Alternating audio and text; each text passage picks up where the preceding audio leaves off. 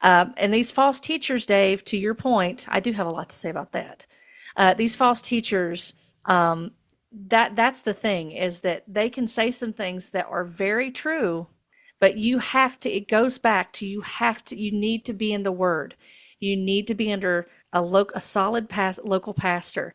You need to be getting good Bible teaching to where you're not going to be deceived by these people that are telling you these things. I mean, the deliverance ministry is one of the worst for this whole thing that brings condemnation on people and guilt and shame. And they're not teaching people about biblical discipleship, sanctification, really ministering the gospel to them. In my opinion, I've yet to hear a solid gospel presentation. And you talk about guilt and shame. I mean, it's rampant in that type of belief system, and people feel like they're just not doing enough. There's never enough.